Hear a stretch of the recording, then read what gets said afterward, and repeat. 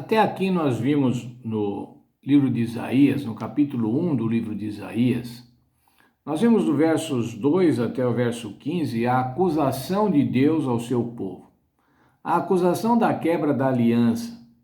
Qual era a aliança, irmãos? A aliança era: vocês vão me obedecer e vão prosperar. Ou se vocês não me obedecerem, vocês vão ser consumidos, vocês vão ser destruídos. O Senhor fez a acusação, mas após a acusação, irmãos, o Senhor fez, nos versos 16 e 17, como vimos ontem, um apelo ao arrependimento. Esse é o objetivo de Deus, irmãos. Toda vez que o Senhor nos adverte, não é para nos punir, para nos matar, mas é para que vivamos, para que nós nos arrependamos e vivamos.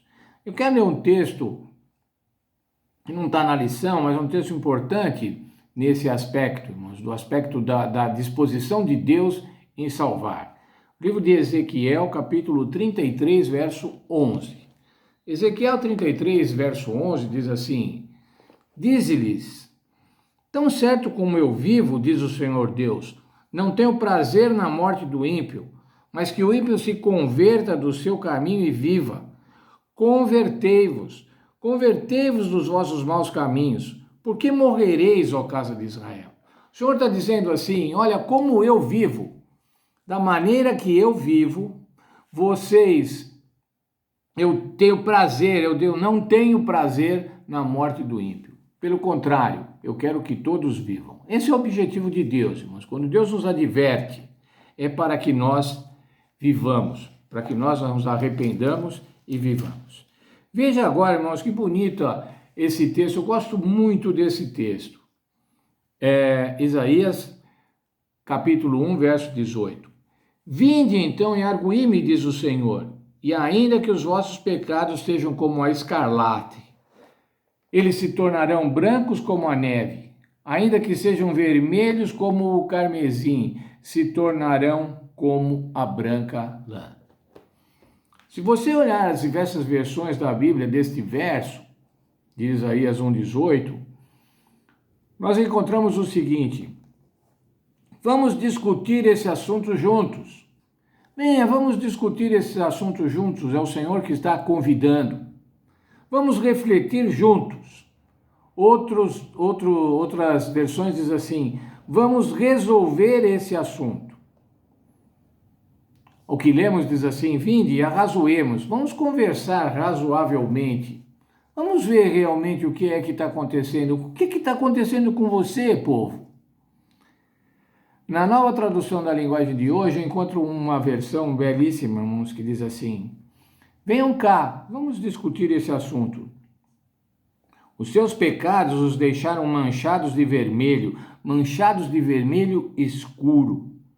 Mas eu os lavarei, e vocês ficarão brancos como a neve, brancos como a lã. Veja, irmãos, a condição do povo era terrível, um formalismo religioso e uma impiedade no trato social, no trato com as pessoas, especialmente no trato com os humildes. Mas o Senhor está falando: olha, os seus pecados deixaram manchado de vermelho escuro. Algumas traduções dizem assim, como de sangue. E você sabe como é a mancha de sangue? É um vermelho escuro, um vermelho feio. É assim que os nossos pecados nos deixam diante de Deus, irmãos. Manchados de um vermelho feio, de um vermelho escuro, de um vermelho de morte. Mas o Senhor diz assim: eu vou lavá-los e eles vão ficar brancos como a neve, brancos como a lã. O amor de Deus, irmãos, querendo nos trazer de volta a nós também que somos pecadores, não o povo, não somente o povo de Israel. Nós estamos muito prontos em falar, em julgar o povo de Israel.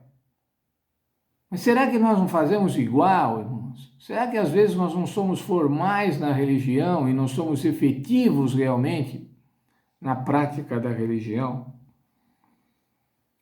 Tem um outro texto de Isaías, irmãos, Isaías 44, a nossa lição cita esse verso. Isaías 44, verso 22. Vamos ler lá, Isaías 44, 22. O Senhor diz assim: desfiz as suas transgressões como a névoa e os teus pecados como a nuvem. Torna-se para mim, porque eu te remi. O Senhor diz: eu perdoo vocês. Voltem para mim. Outra versão, né, ainda na tradução da linguagem de hoje, diz assim: já perdoei as suas maldades e os seus pecados. Eles desapareceram como desaparece a serração. Volte para mim, pois eu sou o Senhor, o seu Salvador. Você já teve a oportunidade de estar na estrada, irmãos, guiando, e de repente baixa uma serração, baixa uma névoa, e aí a gente não vê quase nada, ficamos assustados, aí acontecem acidentes, às vezes acontecem acidentes terríveis. Mas do mesmo jeito que a névoa aparece, mas você anda um pouco e de repente ela vai embora e some, é como se não tivesse nada, como se não tivesse acontecido nada. O Senhor está dizendo que faz isso com os nossos pecados. O Senhor dizia para o povo de Israel: eu faço isso com os pecados dessa nação que não me obedece, dessa nação que não cumpre os termos da aliança que eu fiz com Abraão e que eu fiz com Moisés. O Senhor quer, irmãos, desaparecer com os nossos pecados. Muitas vezes nós temos dificuldade de desaparecer com os nossos pecados. Primeiro de deixar de praticá-los e depois de esquecê-los de uma vez. O Senhor diz assim: eles desapareceram como desaparece a serração, como desaparece a névoa. Por que o Senhor estava chamando o povo de Israel através do profeta Isaías? Para que o povo voltasse para ele. No texto de Ezequiel que lemos logo no começo, o Senhor não tem prazer na morte de ninguém. O Senhor quer que vivamos. E para isso o Senhor Jesus Cristo veio, para que nós pudéssemos viver, para que nós tenhamos a vida eterna, para que todo aquele que crer no Senhor Jesus Cristo não pereça, mas tenha a vida eterna. Vamos ser gratos a Deus, irmãos, porque o Senhor não nos larga, não nos deixa a nossa própria sorte, mas o Senhor nos chama, o Senhor nos adverte, nos chama com amor, como um pai chama um filho, para que o filho não sofra, para que o filho tenha uma vida feliz. É esse o plano de Deus para cada um de nós. E por isso nós devemos ser constantemente gratos.